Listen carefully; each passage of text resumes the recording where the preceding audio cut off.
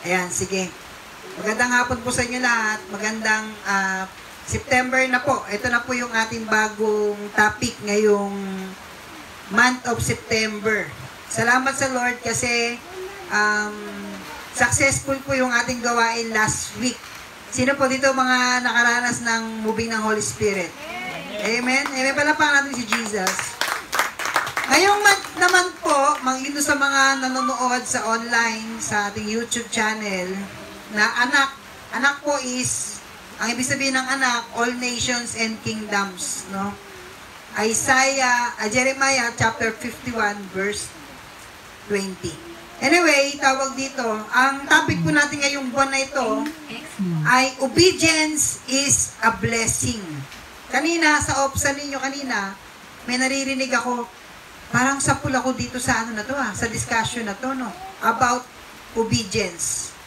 So, ngayong first week, ang magiging topic po natin ay ang pagsunod ni Abraham. Amen? Sino po si Abraham? Siya po yung ating tatay sa pananampalataya. Manalangin po muna tayo. Panginoon, salamat Lord sa hapon na ito. Pinupuri ka namin at pinasalamatan. Ama, kayo po ang magsalita ngayong hapon na ito. Sa gayon, makita, marinig namin ang mensahe mo, Lord, sa bawat isa sa amin. Banal na Espiritu, speak to us.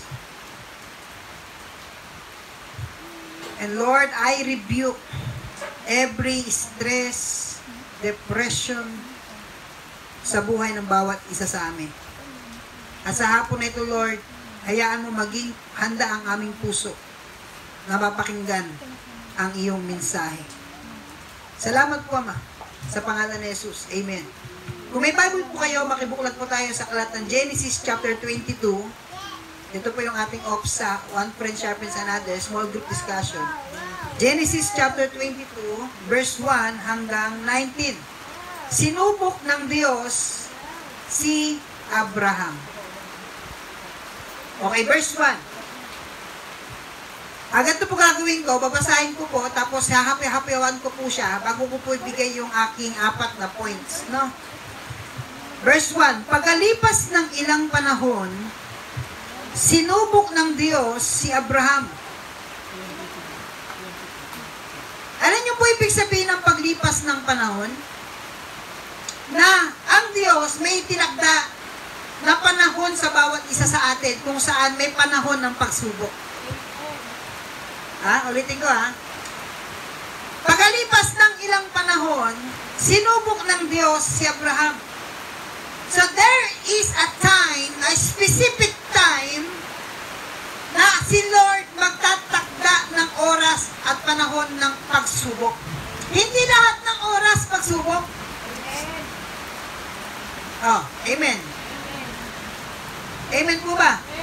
Ngayon, evaluate niyo yung sarili niyo. Evaluate natin sarili natin. Ako ba ay nasa panahon ng kapayapaan o nasa panahon ako ng pagsubok? Napakinggan ko lang po ito. Sabi nila, kapag ang isang panday daw na gumagawa ng patalim, espada, yung bakal, inilalagay niya ito sa apoy. Tama? Lagi ba nasa apoy yung bakal?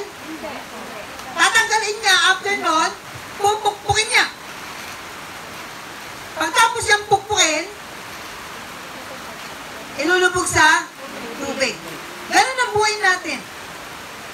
Pag gusto ng Panginoon na i-mold ka sa karakter niya, padadaanin ka niya sa apoy, tapos, after ang pagsubok, doon ka niya pupukpukin hanggang sa ma-mold yung karakter mo. After nun, pahinga ulit. Paulit-ulit lang po yung proseso ng Panginoon.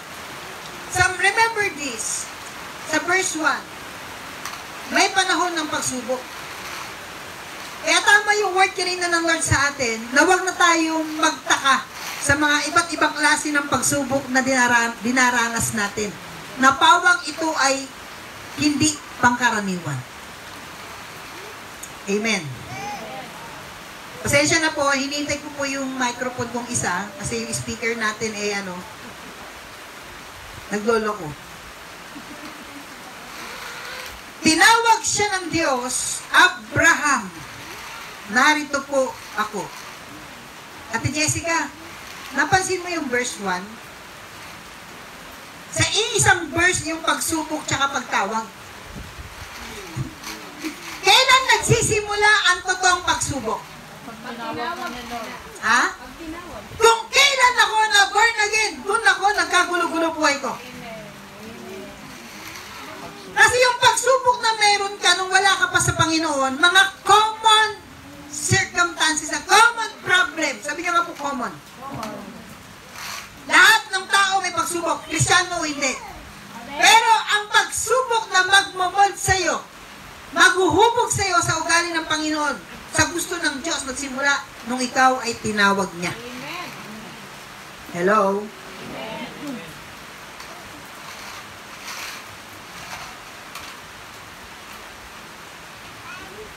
Kaya, pag tinawag ka ng Diyos, may pagsubok. Kapag mas malalim ang plano ng Diyos sa'yo, mas malalim ang pagsubok. Hello? Amen. Sino dito gusto gamitin ng Diyos mightily? Amen. Mighty typhoon din ang pagsubok. Totoo hindi? Amen. Amen. Tingnan mo yung church na to, kabago-bago namatayan tayo, na-aksidente, namatayan tayo, after pa ng birthday ko. Sa yung birthday ko, ko dun pahinga na si pastor. Relax si pastor. After ng kabos-bukasan, pagsubok. Kung hindi tayo pinalakas ng Panginoon, baka give up na tayo. Kami na Jezebel, give up na. Wala na. Suko na. Totoo hindi? Amen. Amen. Now, verse 2. Ate lang. Tinawag siya ng Diyos, Abraham, narito po ako, tugon naman niya. Sinabi sa kanya, isama mo ang kaisa-isa at pinakamahal mong anak na si Isaac at magpunta kayo sa lupain ng Moriah. Umakyat kayo sa bundok na ituturo ko sa iyo at ihandog mo siya sa akin. Pwede bang lumapit na lang ako dito? Kita naman siguro ako sa camera, no? Para medyo close tayo kasi mahina yung microphone ko. Alam niyo po? Dinig naman po. Hindi, walang problema eh. Hindi ko dinig sarili ko eh. Kasi yung mic, hindi ko mapakinggan yung sinasabi ko. Pagdating sa akin dito sa likod, ano na? Eko na. Ume-eko. Eko na. Oo. Ang kagandahan po dito, no? Ito pong chapter 22 po na ito, ay very prophetic. Bakit po sinabing very prophetic? Kasi po, ang Isaiah 22:22 ay very prophetic. Ang 22:22 sa Bible ay tumutukoy sa susi. Sabi nga po, susi. Susi. O tinatawag na mantle. Susi, mantle, authority. Sabi doon, Isaiah 22:22, ibibigay ko sa iyo ang susi ni David. Doon sa 22:22 na yon, yung verse 21 na yon, isusot ko sa iyo yung damit. Pagdating sa King James ng 2022, and I will give you the key of David. I will put the key of David upon his shoulder. Yung word on key, sabi nga key. Ang key ba nilalagay sa shoulder? So yung susi na tinabanggit dito ni Isaiah 20:22, na susi ni David, ay tumutukoy sa mantle. Sabi naman po, mantle. Mantle ay tumutukoy sa authority. Now, sabi sa verse 2, sinabi sa kanya, Abraham, narito po ako, tugon naman niya. Kapag kayo tinawag ng Lord, dapat marunong kayo tumugon. Hello? Marunong pa kayo tumugon? Sabi dito, sa verse 2, sinabi sa kanya, nakikita ba ako sa camera? Mas malinaw, maliwanag yung mukha ko, no? Kasi yung camera, yung ilaw, nakatapat eh. No? Doon, parang anino na ako. No? At kalahati lang. O, sige, okay lang, ganito lang. No? Now, sinabi sa kanya, isama mo ang kaisa-isa at pinakamamahal mong anak na si Isaac at magpunta kayo sa lupain ng Moriah. Umakyat kayo sa bundok at ituturo ko sa iyo at ihandog mo siya sa akin. Nangako ang Panginoon kay Abraham na pagpapalain siya at bibigyan siyang napakaraming anak. Pero, ang problema ito, yung isang anak may pinangako ng Diyos sa kanya. Sino po ang pangalan? Ano pangalan? Isaac. Inuutos man ng Diyos na ano ibig sabihin ng ialay? Ha? Ihandog. Papatayin. Sige nga. Kaya nyo ba yun? Marinig nyo yung boses ng Diyos. Gumawa ka ng kutsilyo. Gumawa ka ng handugan dyan. Patayin mo yung anak mo. Ano yung sabihin sa'yo? Nababaliw ka na. Punto ng church mo. At sino? Ito question lang no. Sino? Kung ang Diyos matuwid. Matuwid ba sa Diyos na mag-utos sa isang tao na patayin yung sarili niyang kaisa-isa niyang anak na yung anak na yun, alam niya yun yung son of promise. Ano niyo ibig sabihin ng son of promise? Anak na ipinangako at yung anak na ipinangako na yun, siya yung magtataglay ng pangako at tutupad ng pangako. Ano niyo ba ibig sabihin ng Isaac? Makinig kayo sa mabuti. Makinig kayo mabuti. Kapag may pangako ang Diyos sa'yo, taas kamay, sino may pangako ang Panginoon sa kanya? Hindi matutupad yan hanggang hindi mo kayang patayin si Isaac. Ano yung Isaac?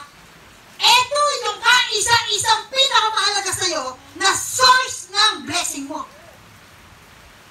Na source ng sinasandalan mo, source ng mga pagpapala, source ng pangako ng Diyos sa buhay mo. For example, maaaring ito ay trabaho. Maaaring isang tao na sinasandalan mo, na kapag nawala siya sa buhay mo, hindi mo na kayang tumayo. Ang Isaac sa buhay natin, ito po yung tao, lugar, it can be a comfort zone. Hello. Sabi niyo comfort zone. Pag sinabi niyo pong comfort zone, ang Isaac ninyo, ito yung mahalaga sa inyo.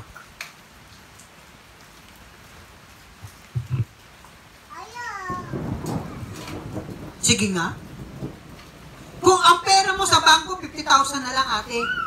Makakarinig ka ng boses, withdrawin mo, ipamahagi mo, ibigay mo, ititithes mo, offering mo, pamahagi mo sa mga mahirap. Ano sabihin mo? Lord, kayo ba talaga to?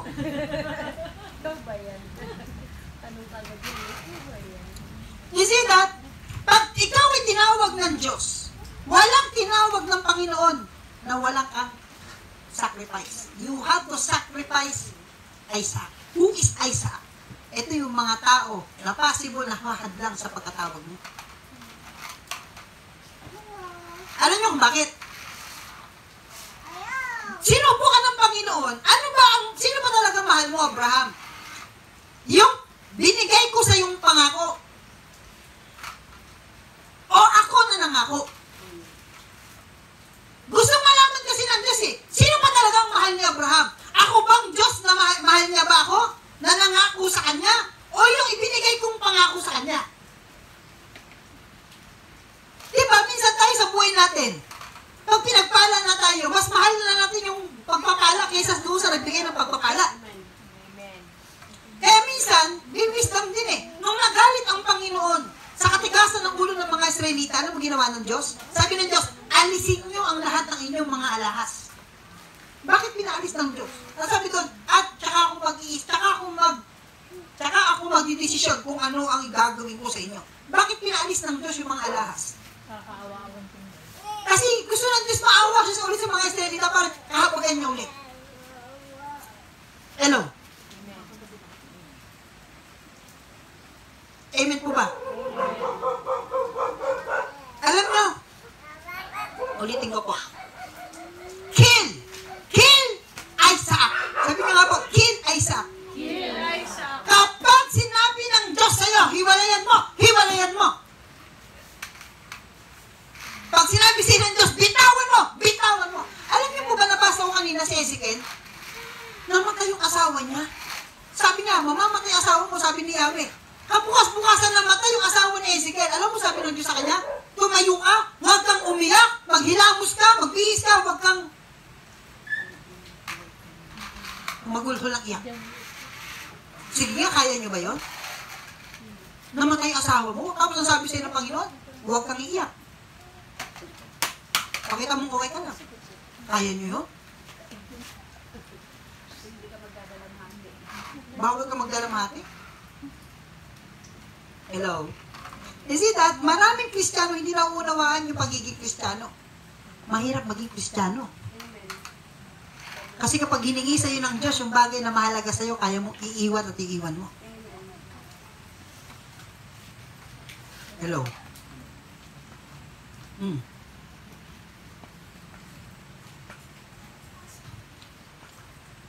Alam nyo, lagi ko po itong narinig. Your ministry is your family. Your first ministry is your family. Si Jesus ba nag-ministry unang-una sa kanyang pamilya? Meron ba kayo nabasa sa Bible na si Jesus Christ nag-ministry sa kanyang pamilya? Kasi nami-misinterpret nila na Jerusalem, Jerusalem, Samaria, Jerusalem, Judea, Samaria, and to the ends of the world. Yung Jerusalem daw, family daw yun. Yung Judea, kamag-anak, Samaria, and to the ends of the world. Yung gospel, ibig sabihin magsisimula sa Jerusalem, papunta doon sa buong mundo. Pero it doesn't mean na si Jesus Christ nagsimula sa kanyang ministry niya, una-una sa family niya, hindi. Gusto yung patunayan ko? Sa Biblia? Pinuntahan siya ng kanyang nanay at yung kapatid niya. Anong sabi nun? Panginoon, yung nanay po ninyo at yung kapatid na sa labas po, hinahanap po kayo. Anong sabi ni Jesus? Sino ang aking ina? Sino ang aking mga kapatid? Hello? Ano sabi po ni Jesus, ang sino mang magmahal sa kanyang ina na higit sa akin, di karapat-dapat sa akin. Kaya nga mga kapatid, kung gusto nyo talagang pagpalain kayo ng Diyos, kaya mo bang i-give up yung pamilya mo?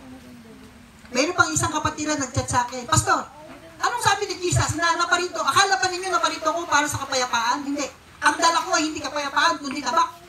Kundi pag-awayin ang pamilya. Ang anak sa magulang. Anong sabi ni Jesus? Anong sabi ni Jesus? Naparito siya, hindi para sa kapayapaan, kundi para magsimula ng tabak, kaguluhan. Ano ba? Hello? Benji, pag sinabi ko sa'yo ng Panginoon, huwag ka na mag-asawa hanggang sa pagbabalik ko, kaya mo?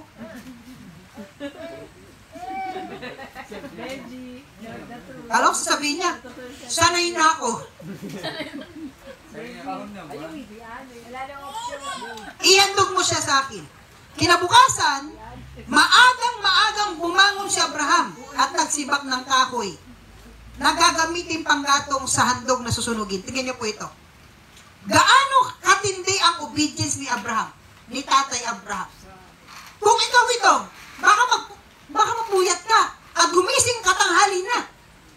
Si Abraham hindi ho. Maagang bumangon si Abraham at nagsibak ng kahoy. Saan ka nakakita ng gano'n? Sige nga. Gaano kabilis mag-response itong si Abraham sa pagsunod sa Panginoon? Hello?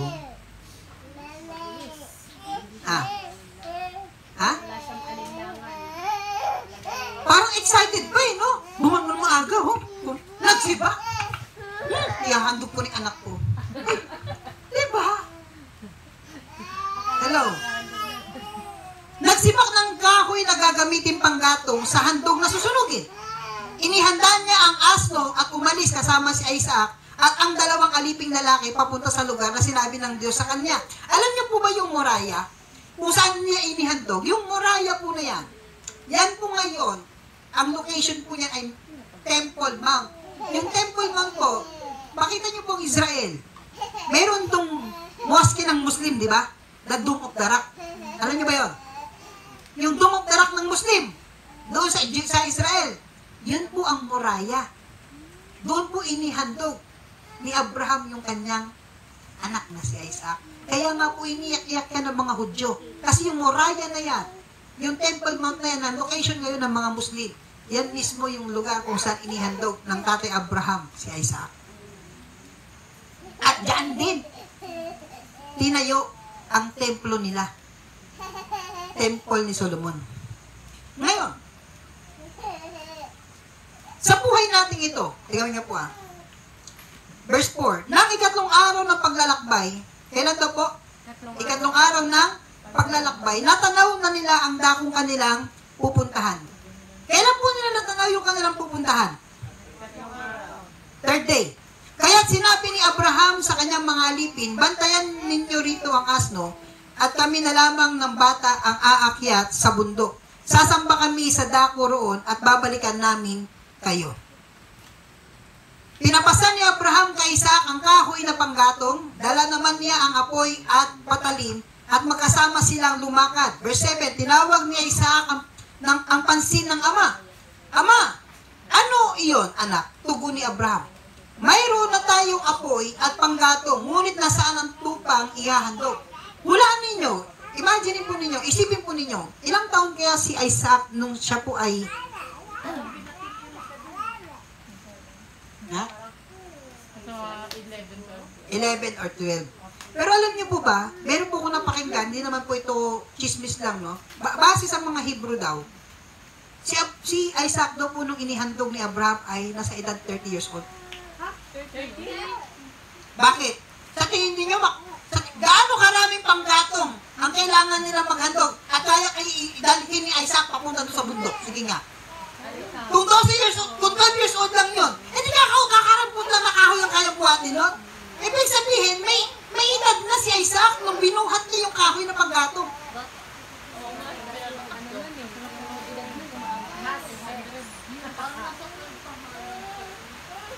Maaring 12. Pero tingin ko baka nasa middle age. Hello? Ipinapasan ni Abraham kay Isaac ang kahoy na panggatong. Dala naman niya ano dala ni Abraham? Apoy at patalim. At magkasama silang lumakad. Tinawag ni Isaac ang pansin ng ama.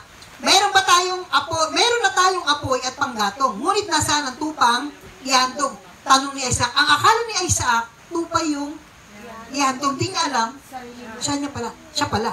Sumagot si Abraham, anak, ang Diyos ang magbibigay niyon. Hello? Matindi pananampalataya ni Abraham. Alam niyo kung bakit maaga siya gumising? Kasi ang alam niya, bagamat gano'n na sinabi ng Diyos, naniniwala siya na hindi si Isaac yung ihahandog.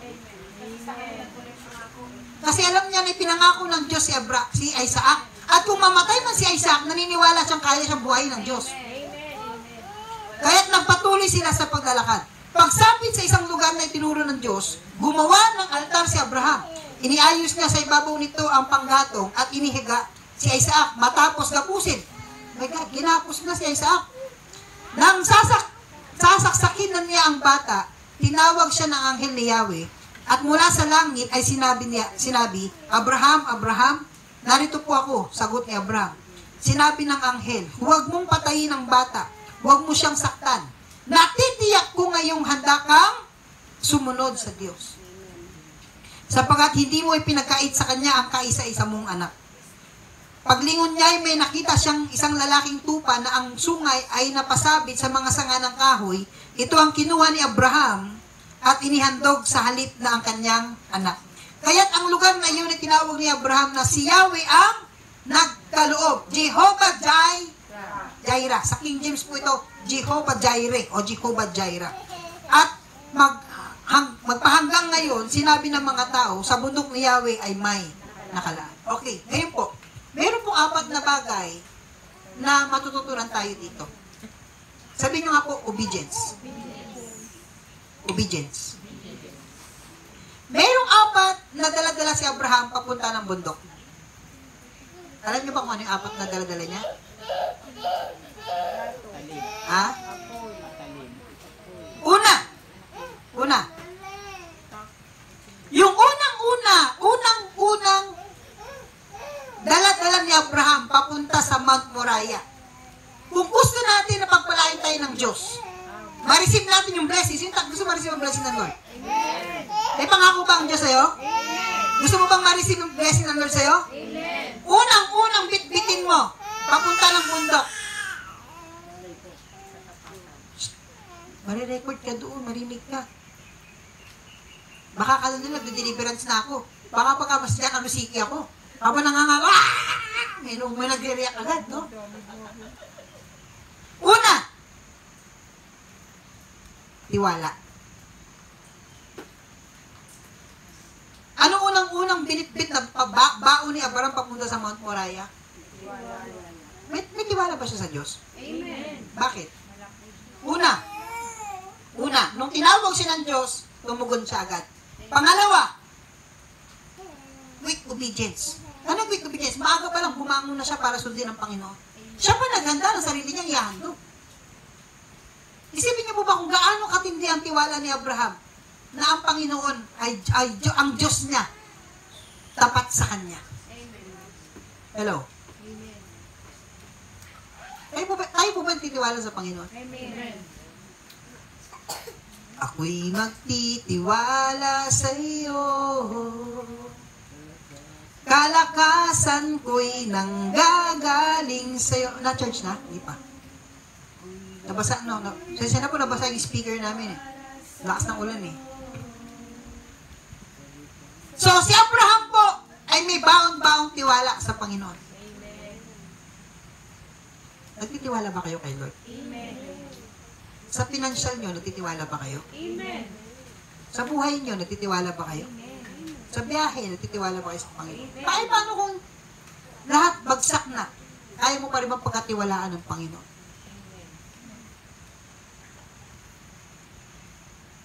Ang laki ng tiwala ni Abraham sa Panginoon. Alam nyo bakit? Kilala niya yung Diyos niya. Mga kapatid, kilala nyo ba ang Diyos nyo? Kaya mo pa rin bang pagkatiwalaan ng Panginoon sa kabila ng mga pagsubok na meron ka?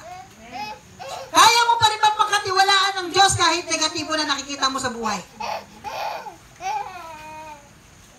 Kaya mo pa rin bang pagkatiwalaan si Lord kahit alam mo yung pocket mo wala ng laman? Nalasan nyo na yung pera nyo, 3 na lang? Ha?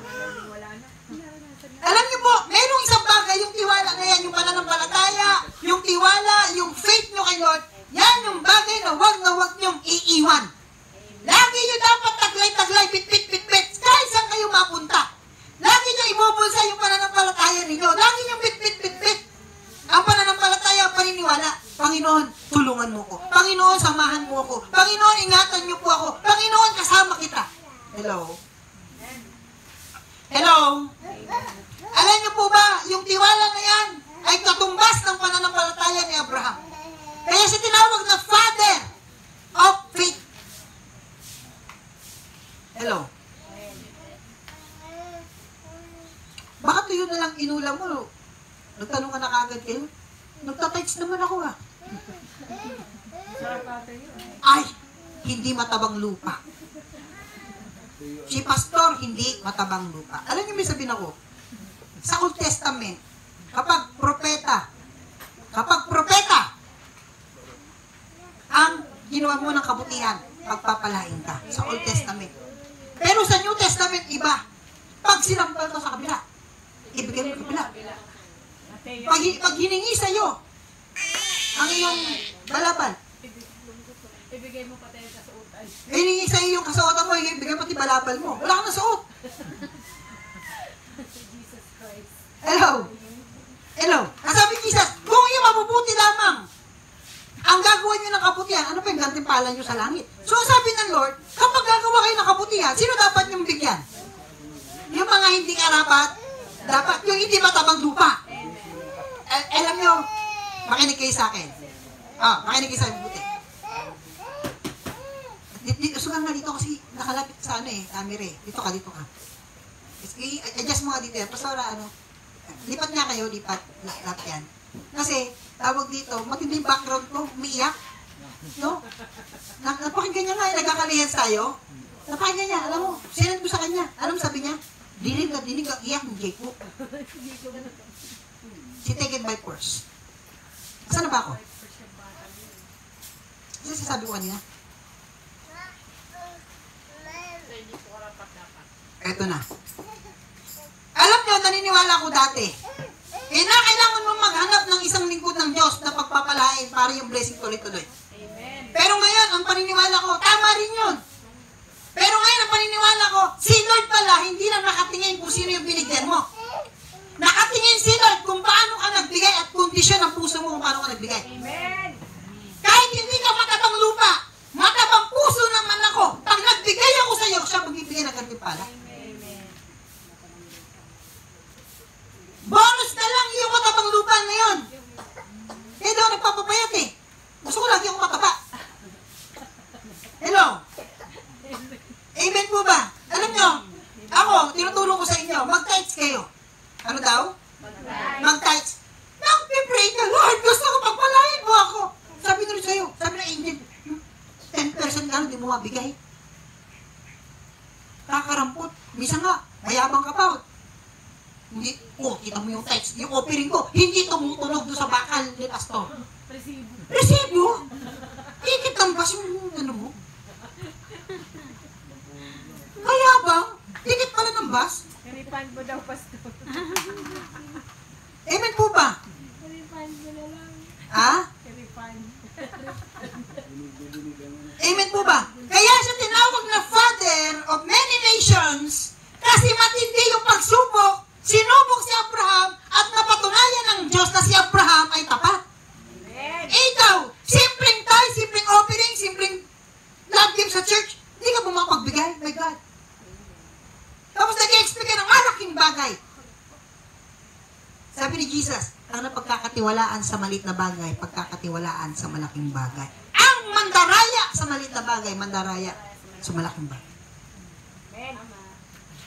Alam niyo mga kapatid, alam niyo ibig sabihin ng tithes? Bakit ako napunta sa tithes? Kasi pagsubok ni Abraham. Alam niyo ibig sabihin ng tithes? 10. Ang 10 sa Biblia, sa Hebrew, ay testing. Nagbigay si Lord ng tithes. Binaba niya yan para subukin kayong lahat. Amen. Ulitin ko po, tumingin kayo sa akin lahat. Si Lord mahilig manubok. Amen. Kapag pinagdamutan mo si Lord, pagdadamutan ka rin ng langit. Kahit maging milyonaryo ka ngayong gabi na to, mabilis siyang maubos.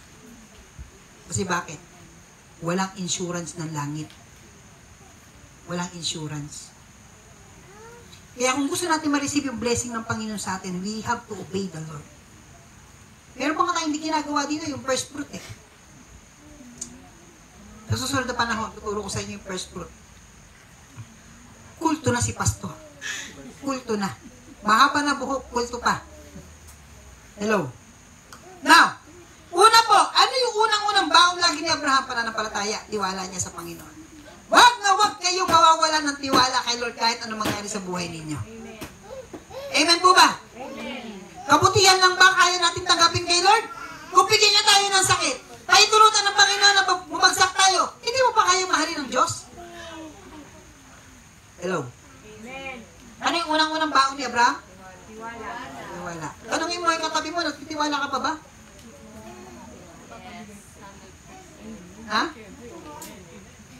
Nagtitiwala ka pa ba kay Lord? Amen. May tiwala ka pa ba sa Panginoon? Amen. Pag sinabi mo sa inyo ng Lord, maglakad ka kahit papuntang pandi, kaya mo? Baka pag sinabi, mga kapatid, maglakad, lahat ng mga naniniwala kay Lord, may tiwala, pwede ba maglakad muna kahit papuntang pandi? Alam mo gano'ng kalayo? 23 kilometers. Baka sa kalagitnaan pala kayo, wala pa kayo dun sa meno, sa may tao dito, sa arko ng DRT. Panginoon ko po.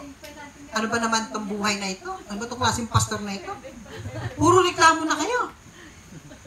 Lumipat na tayo. Hindi pa nawala Sabihin din ako ulit umakyat. Hanap na tayo ibang church. Di ba? Naalala mo yun, Ate Jo? Di ba, dala-dali pa na ng palataya.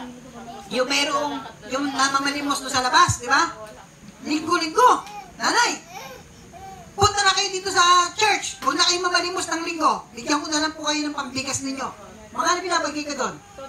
250. 250, weekly, no? Ano lang yun, ha? 2 hours lang yun, makikinig lang siya. 250 na agad yun, may bayad. Eto na.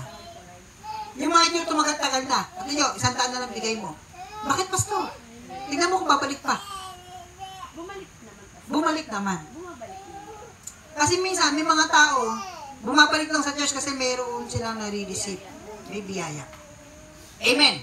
So, una po yun, pananampalataya. Pangalawa, mayroon akong props dito kay Benji. Okay. Pangalawang bit-bit nila papunta doon sa Moraya.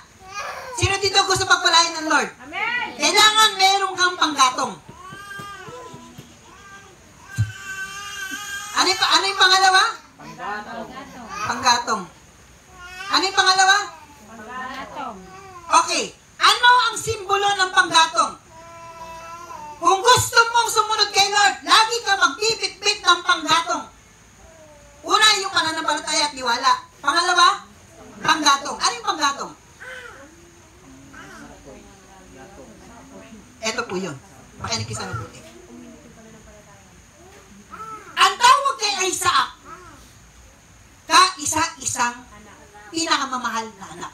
Sa John chapter 3, John 3:16, For God so loved the world that He gave His only begotten Son. Kaisa-isang minamahal na anak. Si Lord Jesus Christ, kaisa-isang minamahal na anak ng Diyos. Amen. At si Isaac, kaisa-isang minamahal lang ni Abraham. At nung ikatlong araw na, makinig, nung ikatlong araw, pinasan ni Isaac yung panggatong. Papunta ng Mount Moriah, kung saan siya papatayin. It's a picture of Jesus Christ. Kailan si Lord Jesus Christ nabuhay? Ikatlong araw. Kailan nabuhay si Isaac? Ikatlong araw din siya nabuhay. At pit niya yung panggatong. Papunta doon sa pagsunod niya sa Panginoon. Ibig sabihin ng panggatong, cross. Amen. You have to follow. You have to carry your cross. Walang sumusunod kay Lord na walang sakripisyo. Amen. Ang panggatong ay tumutukoy sa sakripisyo. Amen. Kung gusto niyo ng komportableng buhay, naalala ko yung pastor na may ganpon. Gano'n, no? Parang ako yun, Sa Friends Again. Kung gusto ninyo, makinig kayo, kung gusto ninyo talagang sumunod kay Lord, huwag ninyong aalisin yung panggatong ng sakripisyo at cross. Itong panggatong na ito, tumutukoy ito sa cross ng Panginoon. If anyone wants to follow me, let him deny himself, take up his cross, and follow me. Walang taong sumusunod kay Lord na walang sakripisyo. Amen. Hello? Sino gusto sumunod kay Lord? Amen. Take up your cross. Ano yung cross? It's a cross of shame. Nung nakapako ang Panginoon, nakahubad si Lord. Tama hindi? Amen. It's shame. Ano ibig sabihin ng shame? Ikahihiya ka ng mga tao dahil sa pagsunod mo kay Lord. Cross is a picture of death. Sabi niyo nga po, sacrifice. Ano yung sacrifice? Ano ba meron doon sa cross? Nung nakapako ang Panginoon, meron siya koronang tinik. Ano ibig sabihin ng sakripisyo nito? Ibig sabihin, yung utak mo kinakailangan nakasurrender kay Lord. Kapag nakapako ka na sa cross, pag araw ng linggo, hindi na option sa'yo na hindi magsimba. Amen. Kapag ikaw pa rin ang nasusunod, ibig sabihin, hindi mo sinusuot yung koronang tinik. Alam niyo po ba, nagkaroon po ako ng isang pangitain. May dalawang anghel na lumapit sa likod ko. Yung isa, ang hawak-hawak, koronang tinik. Yung isa naman, balabal na kulay pula. Isinuot sa akin yung balabal na pula, isinuot sa akin yung koronang tinik sa pangitain ko. Tinanong ko yung anghel, ano yan? Sabi sa akin ng anghel, dalawang anghel na nakayo sa likod ko. Kailangan mo yung suotin dyan sa lupa. Alam niyo kung bakit? Kapag kayo sumunod kay Lord, may paghihirap. Amen. May pain. Tinanong ko, Lord, ano ibig sabihin ng corona? Are you willing to submit your mind? Ano ibig sabihin ng pinako yung kamay? Are you willing to give up? Ano ibig sabihin ng paa? Are you willing to follow Him?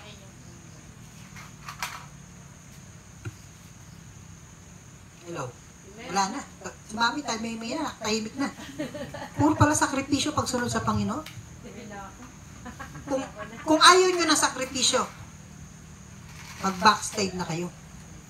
Ako pa yung paperman ng backslide nyo. Maganda sana. May certificate. Kaya sa church na ito, hindi ko pinipilit kung ayaw nyo magsimba.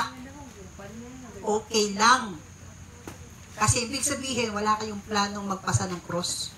At pagdating doon sa kaharian ng langit, kakahiya kayo ng Panginoon. Ano sabi ni Apostol Pablo? Ang tanging hangarin ko na lang ay ang makilala si Kristo. Maranasan ang pagkabuhay, ang kapangyarihan ng muli niyang pagkabuhay. At ang makihati sa kanyang kahirapan, sa kanyang kamatayan, sa kanyang paghihirap. Okay na? Sige niya. Tika nga natin. Hello. Wala eh. Hello. Ayun. Sige, tapat mo doon, be. Hinaan mo konti. Ayan. Ulitin ko po. Ulitin ko po. Don't pray for comfort. Alam mo, sabi ng Lord sa akin nakaraan, mapalad kayong mga nagdadalamhati sapagkat kayo ay sinong aaliw? Sino po? Si Lord. Ang pinaka-the-best na prayer na gagawin ng isang tao, Lord, let me die with you. Willing ako magsakripisyo. Handa akong mag-sacrifice, Lord. Gusto ko makipag-fellowship sa kahirapan mo. Alam mo, sabi ni Apostol Pablo, natitiyak ko ang paghihirap na dinaranas natin sa mundong ito, alang-alang sa Panginoon, ay hindi kayang unawain yung dakilang bagay na mapapasa atin. Mga kapatid, pasan-pasan mo na ba yung panggatong? Amen. Alam mo bakit? Bakit mahalaga? Isipin mo yung panggatong na buhat-buhat mo. Doon ka rin mamamatay.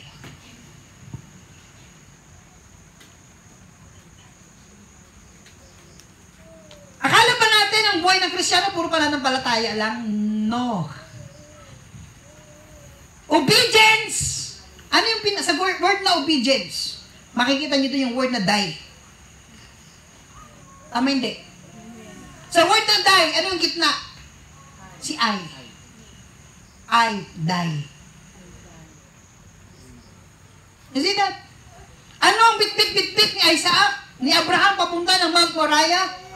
Yung kanilang paniniwala, yung kanilang pananampalataya sa Panginoon, at yung panggatong kung saan siya mamamatay. Yung panggatong na yan is a symbol of sacrifice before the Lord. Mahirap magbuhat. You have to carry your cross. Pupunta ka na simbahan, kahit maputik, wala kang pakialam. May bagyo na, magsisimba ka pa rin. Kulang na yung budget mo, magtatights ka pa rin. That's cross. Amen. Hello? Yung cross, laging may pain. Pipiliin mo yung pain, masakit, magbigay. Kahit walang-wala ka na, pero yun ay cross. My God.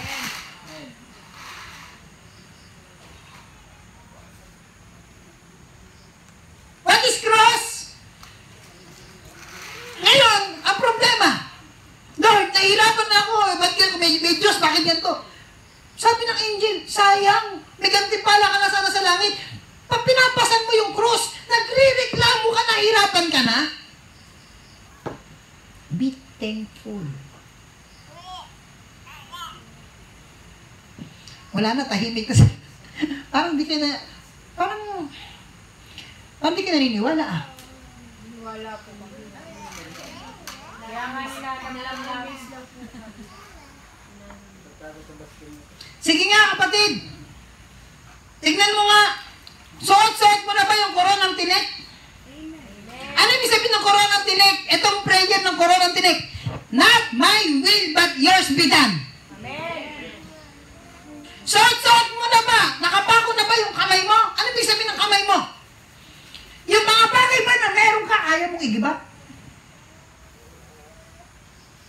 Nakapako na ba yung paa mo? Yung sarili mong mission, ginibat mo na for the sake ng mission ng Panginoon? Baka yung paa natin, samuel pa rin, pag linggo nakapako.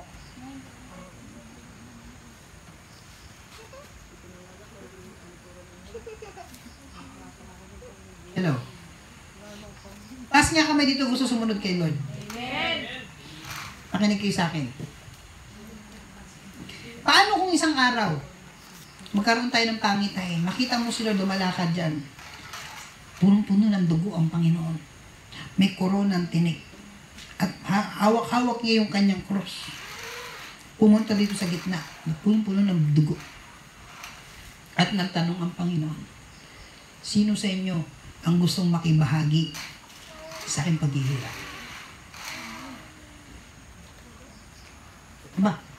Baka number 1 akong luluhod at iiyak, Lord. Count me in. Kaya Kuya Ray, dahil sa pagsunod mo kay Lord, wala kang pera. Naubos yung pera mo. Kasi bakit? Pupunta ka ng church, kailangan mong gastusin yung pera mo. Sa nakakita? Wala nang bayad yung pagdadrive niya. Siya pa gumagastos ng gasolina niya. Pag nasira yung gulong, siya pa magpapayos ng gulong ng church. Bakit? Ayan ang pagpapasa ng cross. Ang pagpapasa ng cross, sinasakripisyo mo yung kapakanan mo for the sake na ang Panginoon matupad yung kalooban ng Diyos sa buhay mo. Kung ayaw nyo mag-sacrifice, kung ayaw natin mag-sacrifice, forget obeying God. Alam niyo kung anong problema sa mga churches ngayon, sa mga Kristiyano? Ang lagi hinahanap yung blessing. Hinahanap lagi yung pangako ng Diyos. Gusto lagi makamtan, taste, maranasan yung blessing, yung comfortable buhay, yung pagpapala, pero ayaw na sakripisyo.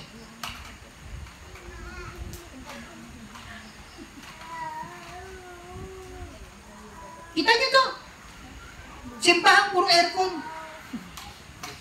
Pag umuulan, dumarami tayo. Bakit? Dikit-dikit, parang sardinas. Kasi bakit? Maanggihan. Nang nawala tayo ng kuryente, isang buwan walang kuryente. Nag-worship tayo nang walang kuryente. Why? Alam niyo ba na nag-worship tayo nang walang kuryente? Ang langit tuwan-tuwa kasi bakit? Nakikita nila na ang totoong pagsamba. Sumasamba tayo kahit walang-wala tayo. Nag-worship tayo kahit walang-wala tayo. Nagpupuri tayo sa Panginoon. Bakit? Hindi hadlang ang kawalan para sambahin ng Diyos na buhay. My God! Kaya the more ka nagsasacrifice, makinig kayo. Kapag nabankrupt ka, mayaman ka na kanana. Asan na? Wala na. Pinapatay na sa akin ng Diyos yung kayamanan ko. Yung ay sa ako, patay na. Amen. Ano yung una? Tiwala, pananampalataya. Kailangan mabilis ang pagsunod kay Lord. Pangalawa, ano yung baon-baon nila? Panggatong. Tungkod. Ay, panggatong. Hindi tungkod. Panggatong. Sabi ni Jessica, tungkod. Kasi hawak-hawak, tungkod eh. Si Moises yun. Panggatong si Isaac. Okay. At okay na to ha. Pangatlo. Ano yung dala-dala nila? Ang hawak-hawak ni Abraham, apoy. Papunta ng Mount Moriah. Bakit siya may hawak na apoy?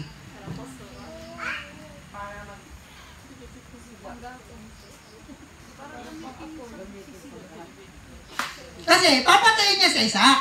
Susunugin niya para maging mabangong samyo sa Panginoon. Pangatlo, makinig kayo. Kung gusto niyo sumunod kay Lord, baonin niyo lagi yung apoy. Ano yung apoy? Holy Spirit. Sabi niya, Holy Spirit. Bakit? Kailangan mo ang Holy Spirit. Hindi mo kaya magsakripisyo kung wala Holy Spirit. Totoo hindi. Amen po ba? Sino ba nagtuturo sa atin kung dapat natin gawin? Sino? Sino? Sino nagbibigay ng kapangyarihan sa iyo para sumunod ka kay Lord? Sino nagkukonvict sa atin? Sino tuturo sa atin na dapat natin gawin? Sino ang nagsasabi sa atin na ito kailangan gawin natin sa Diyos? Ang Holy Spirit. That's why you have to carry the Spirit of God every day. Kung gusto mo sumunod kay Lord, dapat lagi mong daglay-taglay sa buhay mo ang banal na Espiritu. Hello. Anong hawak ni ano? Ni Abraham? Sulok. Oh, May pananampalataya ka na. O nagsasakripisyo ka na. Ang tanong, close ka ba kay Holy Spirit? Kasi bakit? Ang tawag kay Holy Spirit, comforter. Every time na nagsasakripisyo ka, sino nagre-remind sa'yo? Magandang ginagawa mo, matutuwa ang Diyos Ama sa'yo. Hello? Banal na Espiritu, hatid ay kagalakan. Di ba? Sakripisyo ka na, wala ka ng pera. Umiiyak ka, bakit? Binibigyan ka ng kagalakan ng banal na Espiritu. Kaya kung gusto natin sumunod sa Panginoon, lagi tayong maging close sa Holy Spirit. Amen. Hello? Naiintindihan mo ninyo? Amen. Sa panahon ng dilim, isa lang ang magpo-comfort sa atin. Ang banal na Espiritu. Amen. Wag na wag kayong aalis sa presensya ng banal na Espiritu. Hello? Maliwanag hindi? Iniwanan mo. Muntik ako nasindihan eh.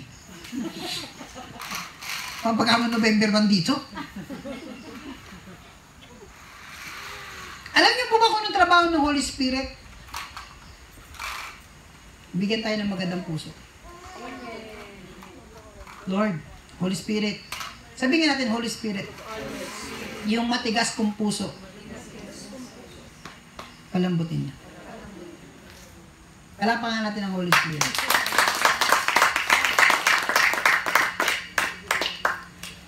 Si Holy Spirit, yung nagre-remind sa'yo, sister. Magsimba ka. Si Holy Spirit yung nagsabi sa'yo na mahal ka ng Panginoon, mahal ka ng Diyos, mapatuloy ka.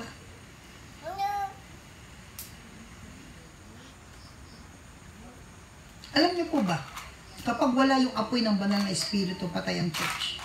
Amen. Alam niyo ang ahas, takot sa apoy. Pero kapag walang apoy, may ahas. Hello? Next, okay na? Ano yung next? Ano yung una? Pananampalataya. Pangalawa, panggatong. Ano yung panggatong? Sacrifice.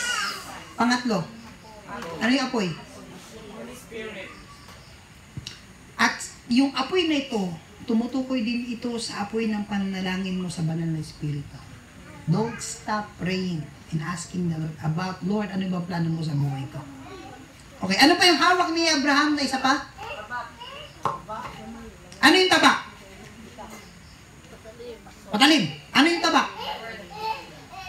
Ano sabi sa Hebrews chapter 4? Ano ang tabak? Salita ng Diyos. Alam niyo po sabi sa Psalms 119, I have hidden your words in my heart so that I may not sin against you. Ang iyong salita, itinago ko sa aking puso, sa gayon hindi ako magkasala laban sa iyo. Mga kapatid, kung gusto natin sumunod kay Lord, una, kinakailangan may pananampalataya ka sa Lord. Sabihin niya, pananampalataya. Pangalawa, dapat magsakripisyo ka. Pangatlo, dapat nananalangin ka sa tulong ng Espiritu Santo. At pangapat, dapat panghawakan mo yung kanyang mga salita. Amen. Hello? Amen. Handa na tayo, sumunod. Amen. Paano sumunod? Ano yung apat na hawak-hawak? Pananampalataya. Yung cross ng sakripisyo. Yung panalangin ng Espiritu Santo. Banal na Espiritu, kailangan natin ng takas ng Espiritu Santo. At kailangan natin panghawakan yung kanyang mga salita. Amen. Hello?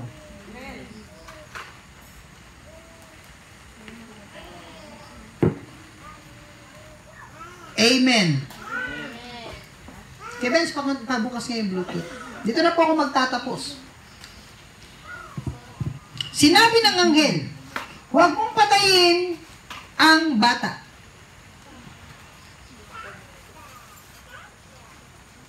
Connected. Huwag mo siyang saktan. Natitiyak ko ngayong handa kang sumunod sa Diyos sapagkat hindi mo ipinagkait sa Kanya ang kaisa-isa mong anak. Paglingon niya, verse 15 na ako. Mula sa langit nagsalita muli kay Abraham ang anghel ni Yahweh. Ako'y nangako sa pamamagitan ng aking pangalang Yahweh.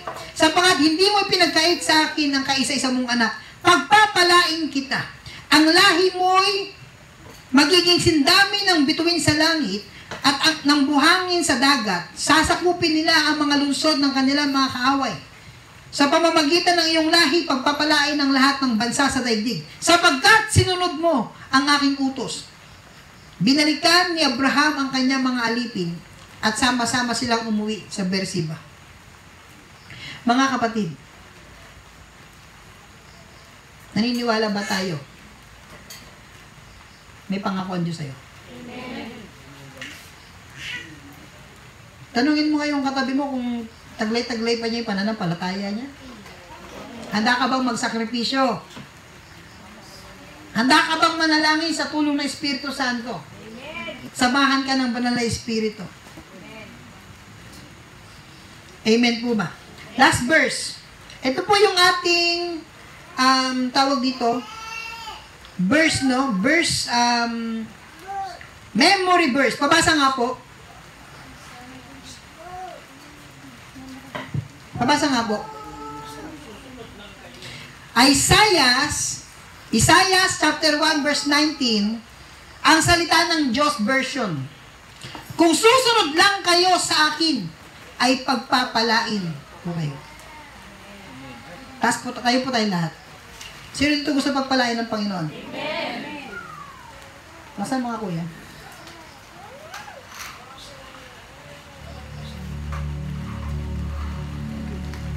Ano po yung tema natin? Title ng tema natin ngayon? Monthly? Obedience is a blessing. Kapag gusto ng Diyos, pag may inutos sa'yo si Lord na isang bagay, at sinunod mo yun, ang resulta ng pagpapala. Handa ba tayong sumunod kay Lord? Pura ba siyang dalabahan? Thank you, Lord. Thank you, Lord. Thank you, Jesus. Thank you, Lord. Thank you, Lord. Lord, salamat. And we lift our heads before the Lord. Salamat, Panginoon, sa hapon na ito.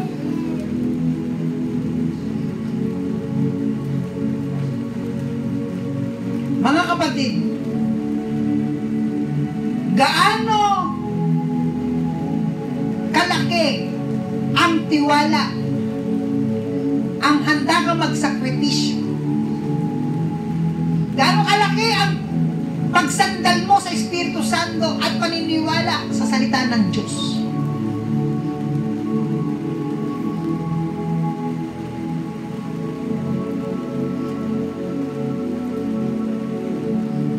Gagawin ng Panginoon ang kanyang mga ipinangako. May pangako ba sa iyo si Lord? Sige, magtatawag ako. Gusto ko malaman. Ate Gina, halika. Ano yung pangako sa iyo ng Lord? Sige, pwede mo bang i-share? Sa material, sa lahat. In short, ano lang? Sige, sabi mo. Isa lang naman narinig ko sa Lord. Sabi niya, dumiretso ka, ako ang bahala sa lahat. So, yun yung pangako ng Lord. Amen. Ano pa? Sa material na bagay? Ano pangako ng Diyos sa material? Material is yung, siguro hindi na para sa akin, para sa mga anak ko. Lagi ko sinasabi yan kay Lord. Minsan nga nakikipag-barter talaga ako. Hindi na nakikipag-barter ako kay Lord, no?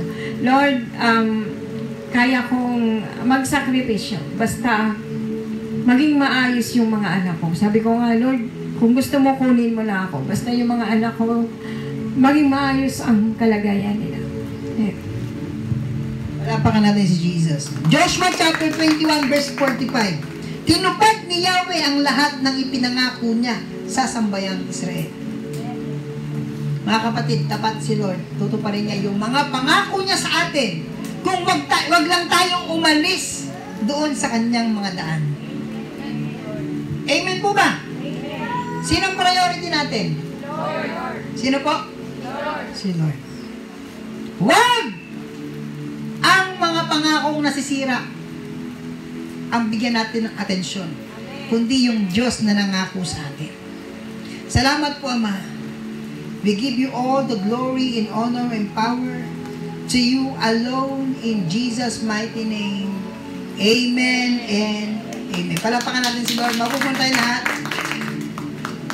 Ayan. So, next week po, maganda ulit yung ating continuation na topic.